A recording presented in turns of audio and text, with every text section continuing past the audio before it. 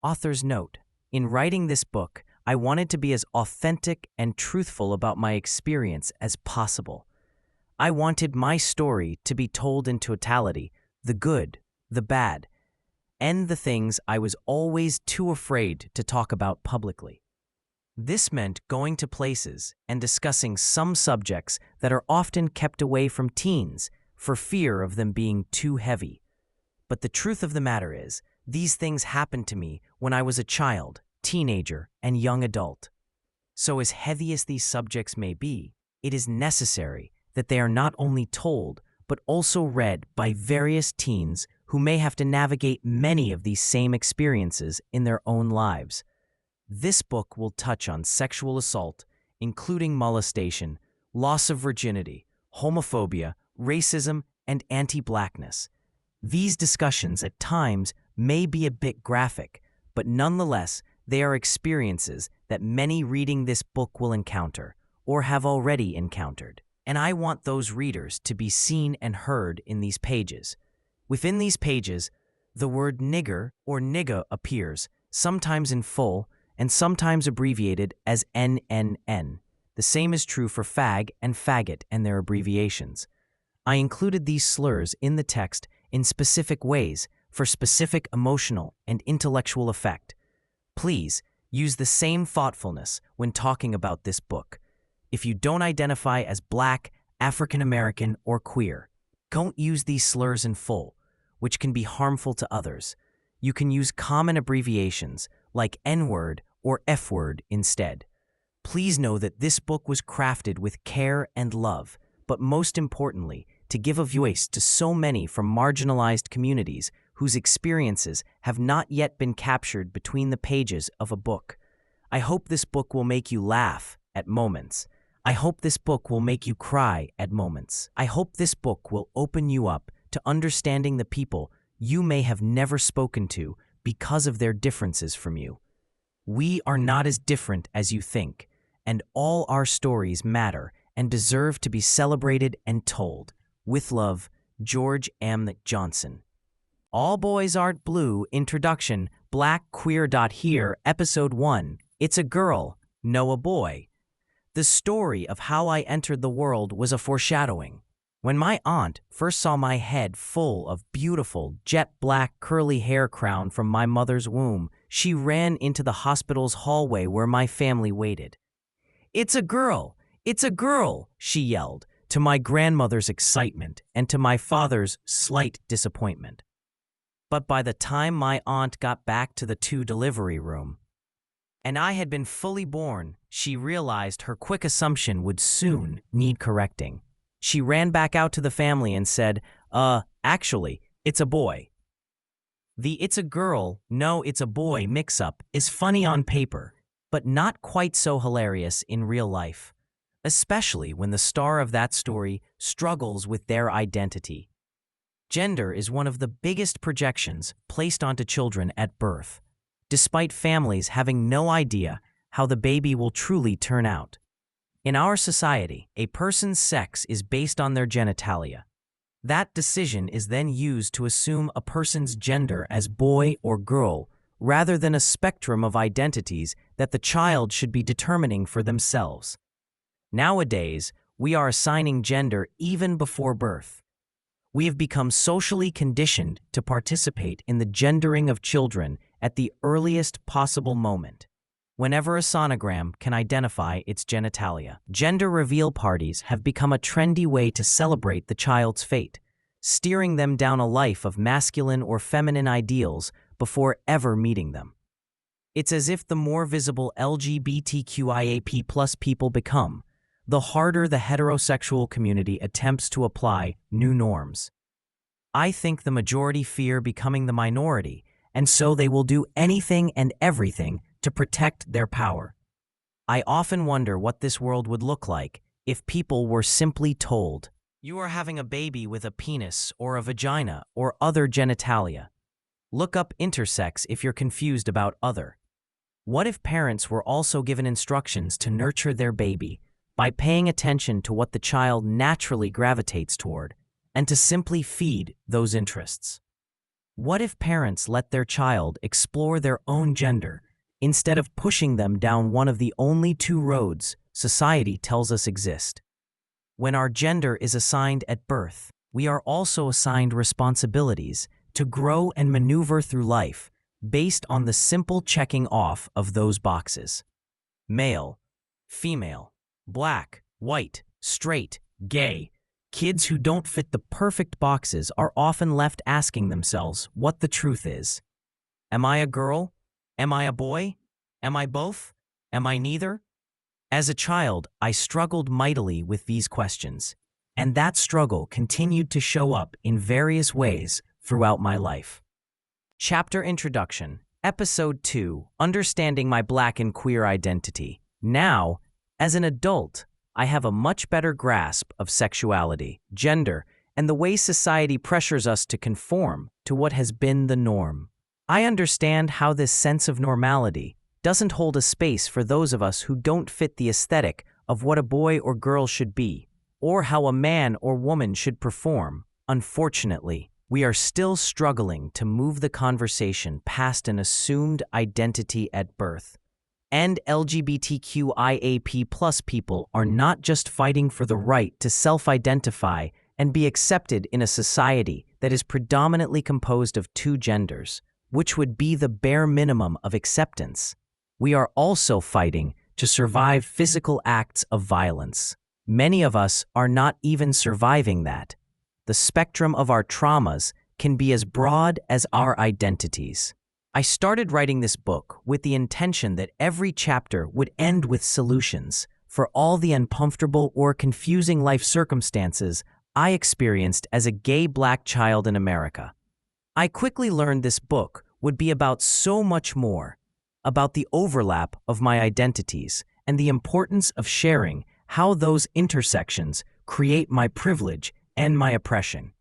Many of us carry burdens from the traumas of our past, and they manifest in our adulthood. We all go through stages of accepting or struggling with our various identities, gay, straight, or non-identifying, and race and various other factors play a role in how we navigate them. Many of us are always in a state of working through something, always in a state of becoming a more aware version of self. This book is an exploration of two of my identities, Black and queer, and how I became aware of their intersections within myself and in society. How I've learned that neither of those identities can be contained within a simple box, and that I enter the room as both of them, despite the spaces and environments I must navigate. In the white community, I am seen as a Black man first, but that doesn't negate the queer identity that will still face discrimination. In the Black community, where I more often find myself, it is not the Black male identity that gets questioned immediately. It is that intersection with queerness that is used to reduce my Blackness and the overall image of Black men. Because this is a memoir, I'm sharing some of my personal memories with you. These memories are specific to my experience as a kid, teen, and young adult, but they also underline some of the universal experiences of Black and/or queer people.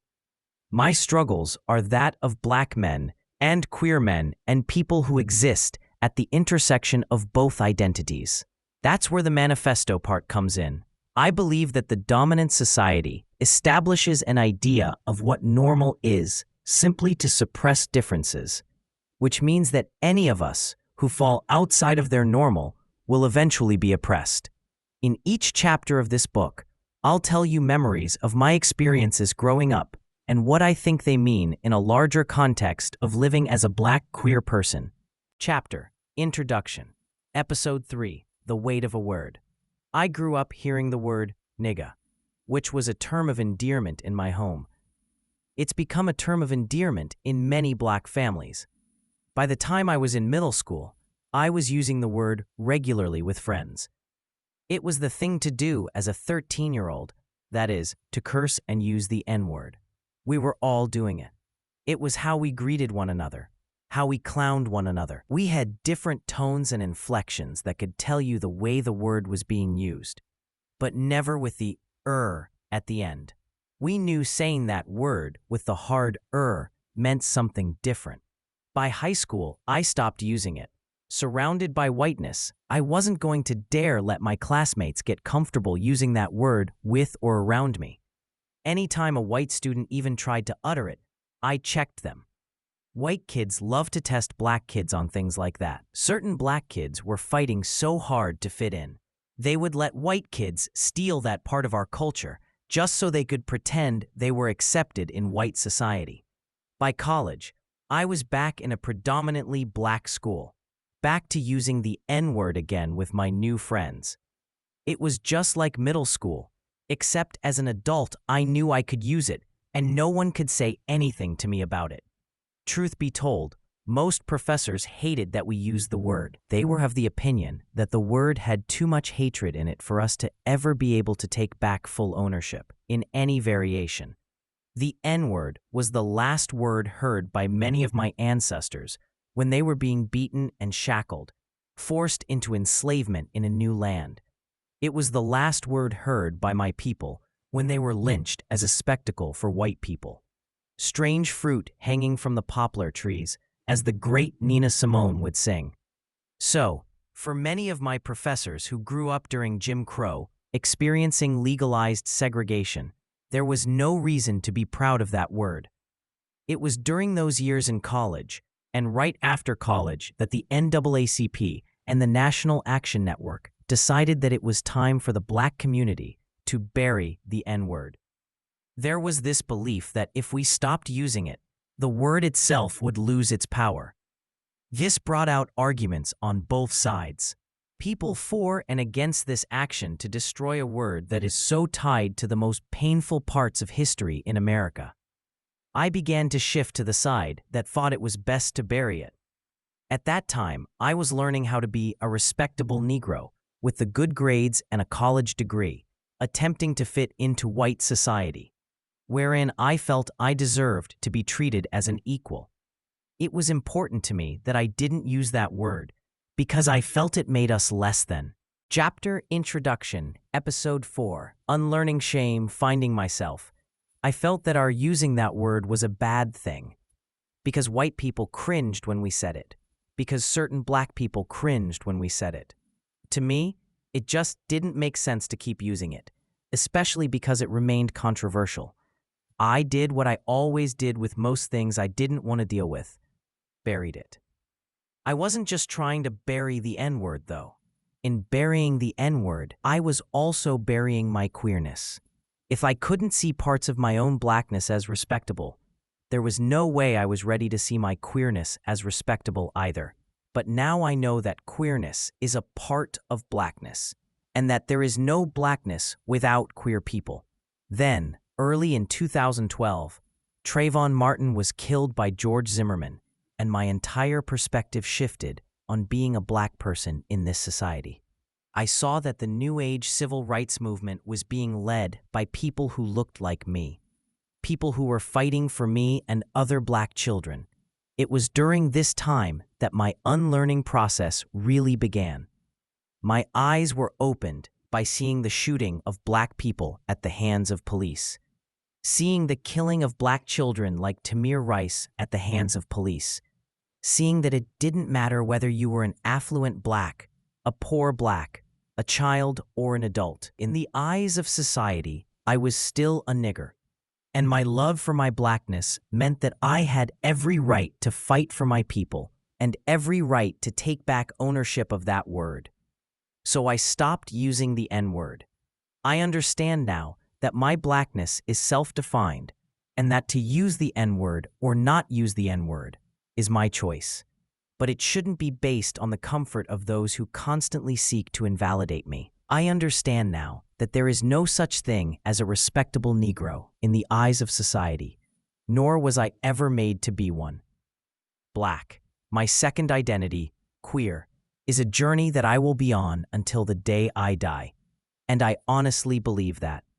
Every day I learn something about myself. I get to sit and look back at all the times my queerness displayed itself, both in ways known to me and unknown to me. As a child, I always knew I was different.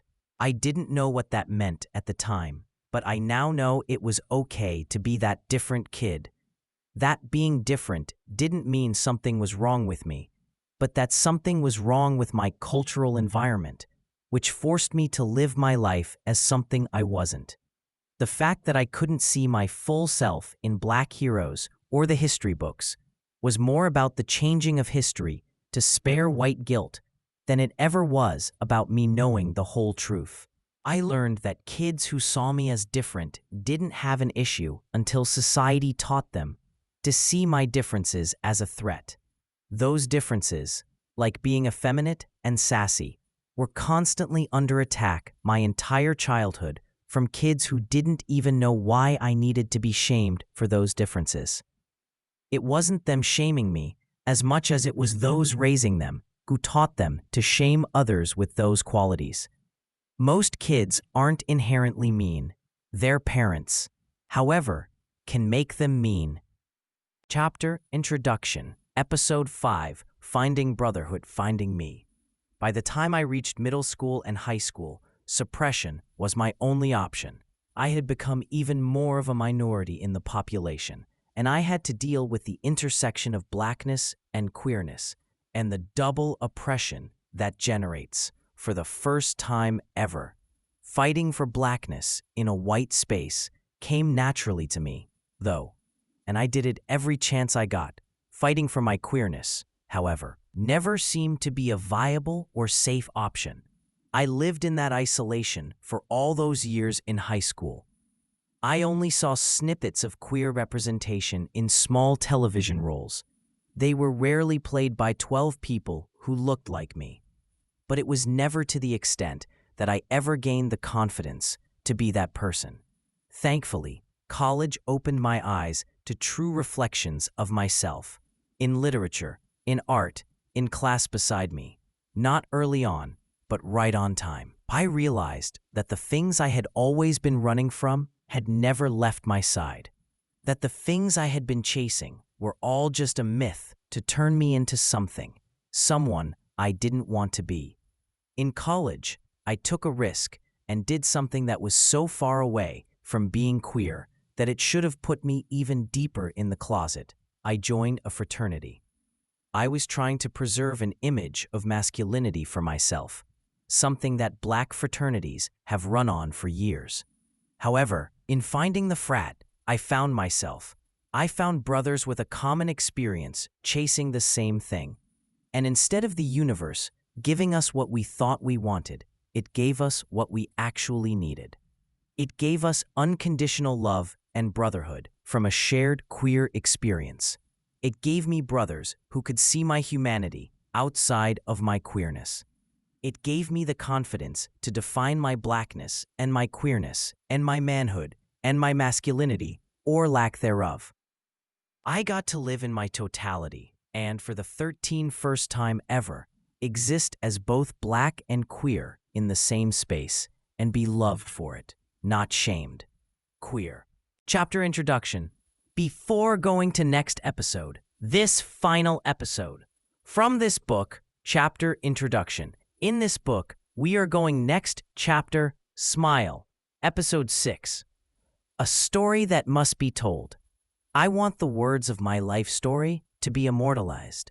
I want to immortalize this narrative of joy and pain, this narrative of triumph and tragedy, this narrative of the Black queer experience that has been erased from the history books, an existence that has been here forever. I've never thought about immortality before.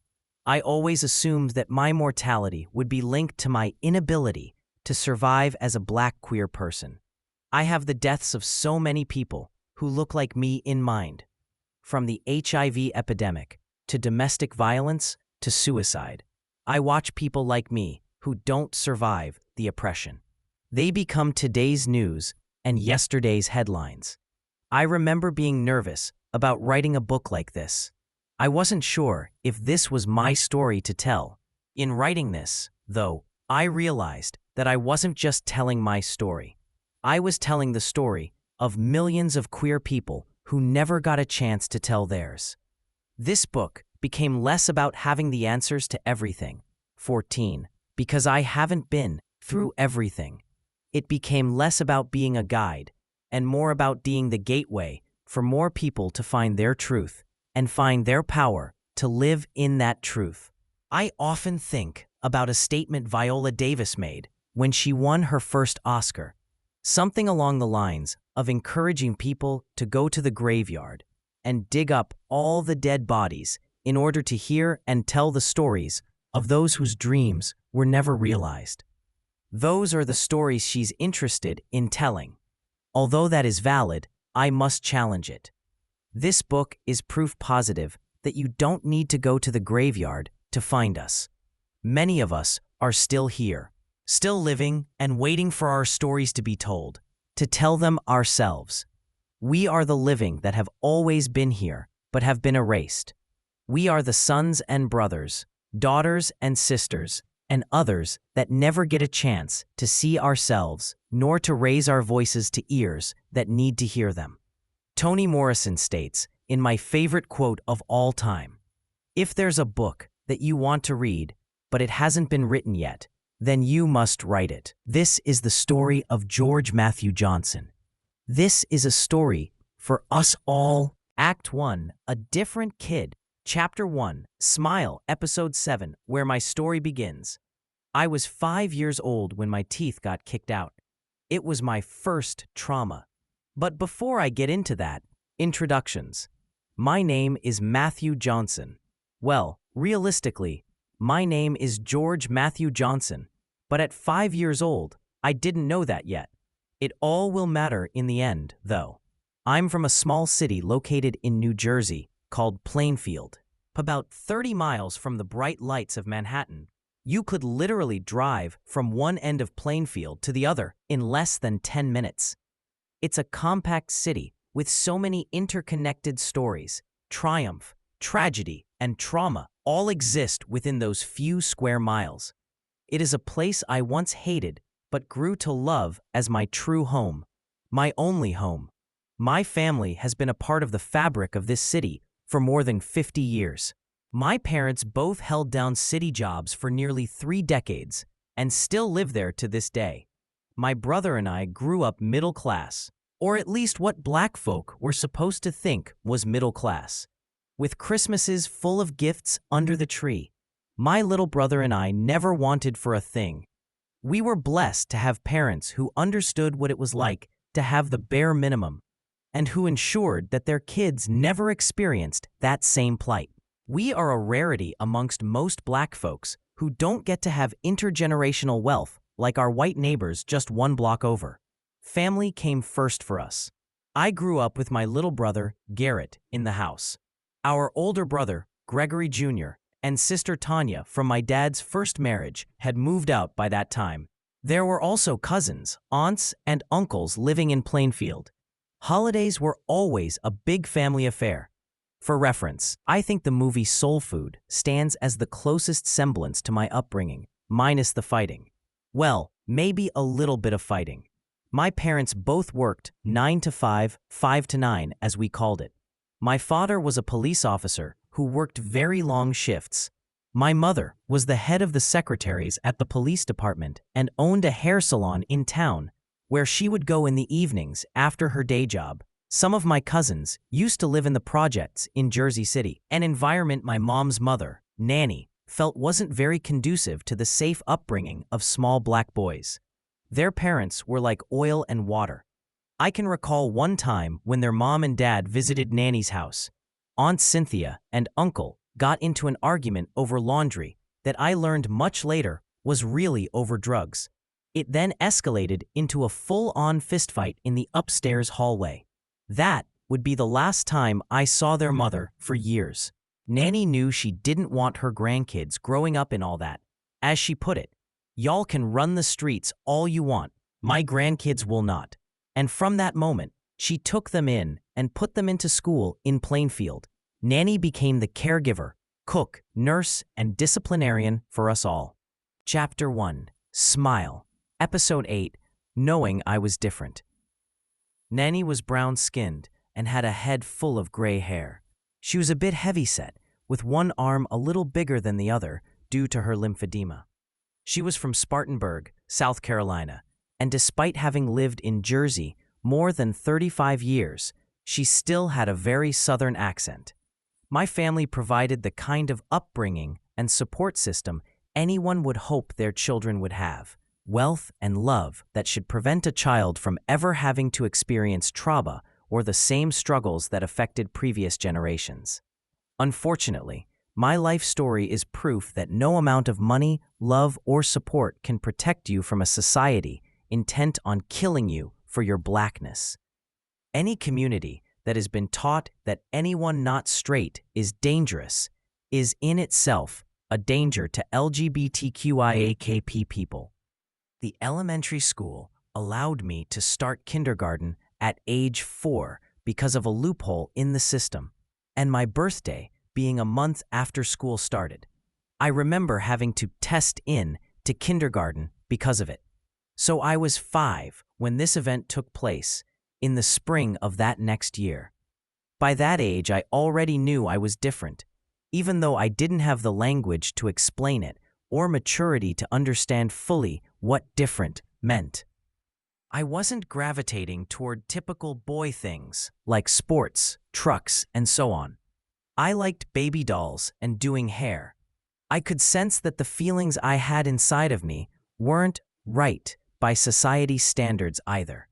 I remember that on Valentine's Day, the boys were supposed to give their crush a card. Not wanting to give mine to a boy, I gave it to a girl who was clearly a tomboy, even at that age. I was always attracted to the company of boys. I used to daydream a lot as a little boy. But in my daydreams, I was always a girl. I would daydream about having long hair and wearing dresses, and looking back, it wasn't because I thought I was in the wrong body, but because of how I acted more girly. I thought a girl was the only thing I could be. I struggled with being unable to express myself in my fullest identity.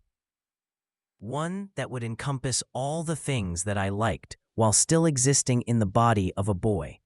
However, I was old enough to know that I would find safety only in the arms of suppression, hiding my true self, because let's face it, kids can be cruel.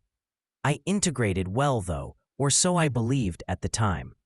I became a world-class actor by the age of 5, able 24 to blend in with the boys and girls without a person ever questioning my effeminate nature. Then again, we were so little. Maybe all the children were just as naive as I was about the kids who surrounded them. I was 5 years old when my teeth were kicked out. It was my introduction to trauma, and now I'm ready to start there. Chapter 1, Smile, Episode 9, The Day My Teeth Were Kicked Out. At that age, I wasn't allowed to walk home from school by myself. So, I walked home with my older cousins, Little Raul and Rasul. During that time, my cousins lived with our grandmother, who also happened to be our primary caregiver, since our parents worked long hours. Walking to Nanny's house after school was our routine. I usually walked holding hands with Little Raul, while Rasul went ahead. We would take the back way every day, which meant walking behind the school, through the football and baseball fields, to the street 1 block over from Nanny's house. On a normal day, that walk took less than 10 minutes. Living so close to the school, I'm sure Nanny never imagined that within those 10 minutes, her grandchild's life would be forever scarred. The memory is vivid. I can still smell the air from that day, sunny and mild, spring-like weather. That walk to my grandmother's started just like any other, with me holding hands with Raul, while Rasul sped ahead of us. We were at the corner of Lansdowne and Marshall, on the lawn of the corner house, when we ran into a group of kids from the neighborhood that I didn't recognize. They had to be about my cousins' ages, around 9 or 10 years old. The main kid was white.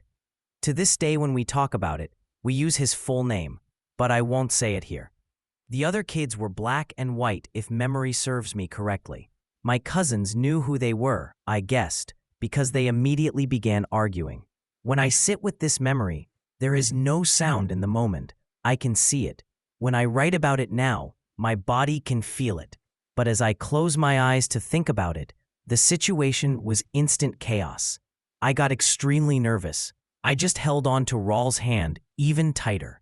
There were 3 of us and 6 of them, which was really 2 on 6, because what did a 5-year-old know about fighting? The arguing kept getting more intense, with my fear growing as the boys got closer, in each other's faces. It's strange how near to home and safety one can be when some of the most traumatic things in life occur. I used to wonder what would have happened if we had walked a different route that day, or left the school 5 minutes earlier. Would my life have turned out any different? Before I knew it, the argument broke into a fight, and I, the invisible boy, somehow became the biggest target. As my cousins squared up with 3 of the boys, 2 others grabbed me by my arms and held me on the ground. I screamed for help, as it was all I could do. The 3rd kid swung his leg and kicked me in the face. Then he pulled his leg back again and kicked even harder. My teeth shattered like glass hitting the concrete. In that moment, I felt nothing. It was as if it were all a dream. Then I felt the pain. I also felt an emotion I had never experienced before: rage. I didn't fully understand the feeling at the time, had not yet had the pleasure of introducing myself to it. The tears that streamed down my face were no longer about pain. I was now crying tears of anger, tears of rage. That rage was enough to stop the boy from ever bringing a 3rd kick to my mouth. I somehow broke free, lunged forward, and bit his leg with the teeth I had remaining. Chapter 1, Smile, Episode 10, Held by My Mother, Hurt by the World. He screamed so loud as I bit through his jeans. By this time, my cousins had handled the other 3 boys and saw what had happened to me. They ran toward us together, which made all my assaulters retreat. They grabbed my book bag and said, "Run to the house, Matt." So I did. Ironically, this moment marked the beginning of my track career, which I would pursue from elementary to high school. Sound is now back on in the memory at this point. I can hear my crying as I ran home. I got to my grandmother's house and I continued to cry. Bloody mouth, busted lip, and baby teeth knocked out. "What happened?" yelled Nanny. "We got jumped," my cousins explained. Nanny went and got ice and wrapped it in a paper towel, and she told me to hold it to my face. It all gets a little hazy after that, as I remember bits and pieces of what occurred. My mother left work immediately to get to Nanny's. She sent an officer ahead to meet us at the house to take down the report. When my mother got there, she came and checked on me immediately. She sat in one of the dining room chairs and had me sit in her lap with her arms around me. I finally calmed down once my mother held me. At some point, my uncles showed up and were sitting with us all. My cousins were still visibly upset. I sat there in silence, feeling the rise and fall of my mother's chest with each breath she took. The officer began asking my cousins what happened, and they told their story. The officer asked me to open my mouth so he could note the damage in his report. I recall not speaking for hours after this happened. When I close my eyes now, I see it all happening as if it were some out-of-body experience. I think back on that day a lot. I wish I knew what motivated the attack. Could it have been because I was effeminate? Could it have been a race thing, since the main assaulter was a white boy from a different part of the neighborhood? Could it have simply been the toxic behaviors we teach boys about fighting and earning manhood? I know that impact and intent always play a role, so even if their intent wasn't those things, the impact would forever change me anyway. There were no counselors or therapy sessions to help me work through what had happened. Therapy is still very much a taboo subject in the Black community. Those who are seen as having issues with their mental health face a lot of stigma and discrimination because mental health is often conflated with mental illness. So rather than having their child labeled as something hurtful, My parents did the best they could with what they knew.